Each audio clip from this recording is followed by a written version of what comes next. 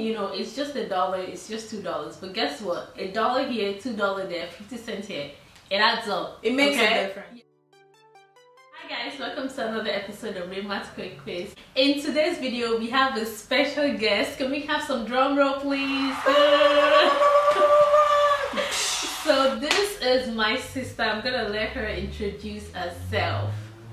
Hi everyone, my name is Khadijah. You can call me Kiki. And today we're going to be sharing 10 tips to help you save money when you go grocery shopping. If you know me and if you know her, you know that we're all about bougie on a budget, okay? Anyways, let's dive right in. So number one, you know what? I'm gonna let you start since you're the guest Number here. one, check your inventory.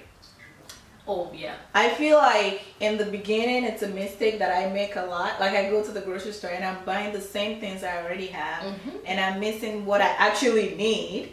So it's very important to check your inventory, make sure you're not double buying things, and then make a list of what you need. Yeah, that was gonna be my number one point. Like, make sure that you have a list.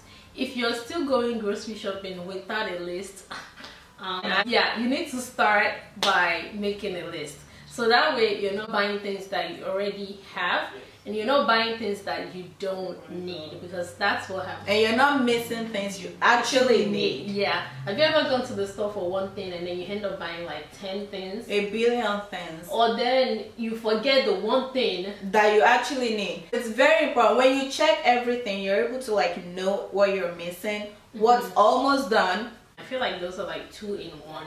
Like, you check your inventory and make sure that you have a list. You gotta have a list before you go into the store. Otherwise, it also helps to save time, because when you have a list, you know that this is what I need. Exactly. You just go in and you know where you're going. Yeah, and you're done. Instead of just wandering around. Number 2, buy in bulk. Always, when you can. Yeah, when you can. I feel like this is a very important one too. I want to say it's not for everybody. It's not, that is for sure. It just depends. When I say buy in bulk, there are some things that you almost always need or you use a lot. Like for me, that's rice. I'm not gonna go to the store and buy a 5-pound bag of rice, you know. I'm buying the big I'm buying the big bag of rice, and I know that most of the time that will save me money, because that's something that I eat all the time. A lot. We buy rice in bulk. Sometimes when they have meat we do buy meat. Yeah, I mean, we have meat on sale. We go to the farm sometimes to like get a whole goat or share a cow, just because we poor meat lovers. We buy stuff like when they're on sale. Yeah, like if you buy for now, but also think about later. Buy a couple things for later. So I think buying in bulk, that would be, it just depends on you know, what you cook and stuff. But definitely, I think buying in bulk does save you money. A lot. Yeah. So number 4, avoid pre-chopped vegetables. Pre-chopped anything. Yeah, avoid it. Anything. Fruits, watermelon, pineapple. It's tempting, I know, because you're thinking, you know what, that will save me time from cutting. But when you think about it, I don't think it's worth it. Yeah, it's pretty expensive. And I feel like some of them too, because they want the stuff to look appealing, I feel like they might have added some, I don't know. Maybe it's not natural. Yeah, anymore. They might have added something, because we all know that, yeah, they have to preserve it. They have to make sure that it looks good so that you can buy. So all the pre-chopped onion, like, stay away from things like that. Besides the money, and it's not 100% healthy. It's not. I just feel like it's not healthy, because God knows what's in it. I mean, you know, if you can avoid, you know, the additional preservative and stuff, just avoid it. And it's just not worth it. Like, they'll have the pre-chopped onion, and when you check the price, I'm like, are you guys serious? Like, yeah, like a pound of onion bag is like $2 or $1.50, and the little chopped onion is like $3. I'm like, and the Nigerian in me is thinking, yeah, no. Avoid the pre-chopped and pre-packaged stuff if you can. Just buy your own fruits, buy your own pineapple, buy your own watermelon, and you can just chop it up. It really doesn't take that long to. If you want to chop it up faster, I mean, there's a bunch of different kitchen tools right now that you can use to chop stuff up, and it's faster. You can do another video and just talk about like some kitchen useful stuff. Yeah, kitchen tools that you need and things like that. Tip number 5, generic versus brand, and I feel like this one is a little bit controversial. Some people hate generic and they swear by the brand. Now, you know what? In some situations, you want to stick to the brand. In some situations, very few situations. And for example, I saw like a little hand lotion. I think it was Neutrogena was the brand, and it was for like $12 for I think maybe 6 or 8 ounce. And then Walmart has like the same things. You know how it says like compared to Neutrogena, blah blah blah, and it was like $5, less than 50%. Yeah, I know which one I'm gonna buy. I'm not paying $12 when I can pay $5. Not gonna happen. Now I know there are certain things that you cannot compromise. You know, some things do matter, but for the most part, I'm going for the generic because I'll save money. And I know, I mean, I don't know how true this is, but I heard that some of these things, like, they manufacture it at the same company. The brand and the generic? It is just labeling. It's just labeling, like it's the exact same product. I don't know how true this is. I've heard, don't quote me. You definitely save money when you stick to the generic, I can tell you that much. Next, you want to have a budget. Well, I have a budget for everything, but especially for groceries. I feel like groceries are like those things that it's so easy for you to go overboard. It's so because easy. When you go in the store, you're seeing all different things, and it's so easy to get distracted. So for me, it's important for me to have a budget.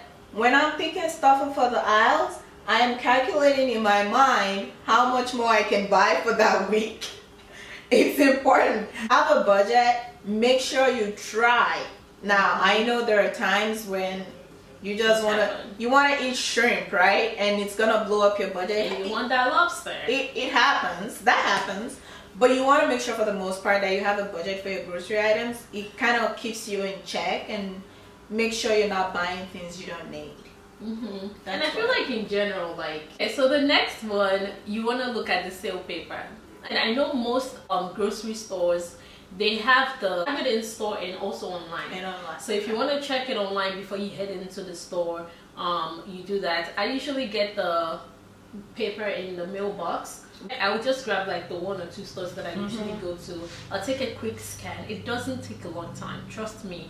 I'll take a quick scan and just look at, especially the front page. For me, I look at the front and the back. So I just look at what fruits are on sale, and most of the time I buy fruits that are on sale. I've heard this thing called meals to deals. This is something I heard from Jordan Payne's YouTube channel. I said meals to deals. Deals to meals. So she'll check the deals. Whatever that deals is, that's what's gonna be on the menu for the week. So if it's ground beef, we're making like 3 ground beef meals. So yeah, and I feel like it helps. And the next tip is, don't go to the grocery store when you're hungry. Okay, don't go shopping when you're hungry. I feel like sometimes when you're very, very hungry and you go to the store, one, you're probably gonna pick up a bunch of random snacks that you don't need. They're probably not healthy. Or you're gonna be thinking, I'm gonna cook this, I'm gonna cook that. Just because you're hungry, then you just end up buying stuff that you don't need, that will most likely go to waste, unless, you know, maybe you're very good at using the stuff that you do buy. That's not something that a lot of people think about, but subconsciously when you go to the store when you're hungry, you just pick up a lot of things and you're just wasting your money. They're useless. Yeah. Next one is watch the register. Yeah. I feel like that's something I learned from you. Oh yeah. Oh my god, you're always like looking, and she'll be like, excuse me, that pepper was on sale for $5 and you just had it for $10. Now people are gonna think I'm really. You do, you know you I do that. But I think it comes from experience, because I work retail. I've worked retail for years now, so I'm just used to doing it. So when I'm the one on the other side of the register, it's a habit. So I still look at it and I'm just like, that was $1.99.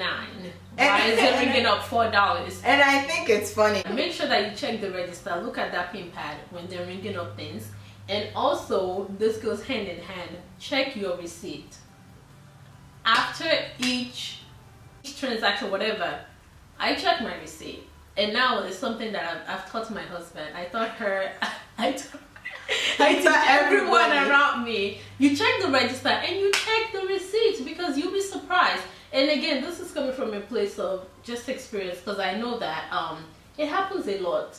Whether we put something, you know, the store will put something on sale and then it will ring up a different price, or maybe when you're scanning things, sometimes you only have 3 and then the cashier will scan 4. It happens. Checking it when they're scanning each item, and in case I missed something, I check that receipt. I remember when we used to go to the store together and then you hand me the receipt.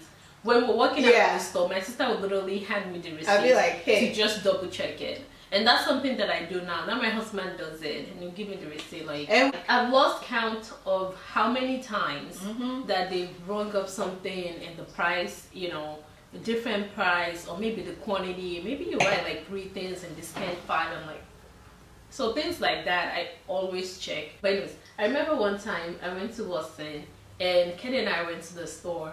Now Kenny has been going to that store for I don't know how long.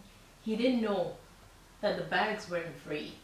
That every time he was paying for bags. He's been paying for bags? He's been paying for bags. So then I told us like, oh, the bags ain't free. And he was like, what?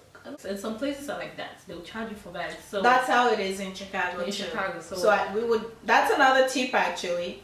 Take your bags to the store.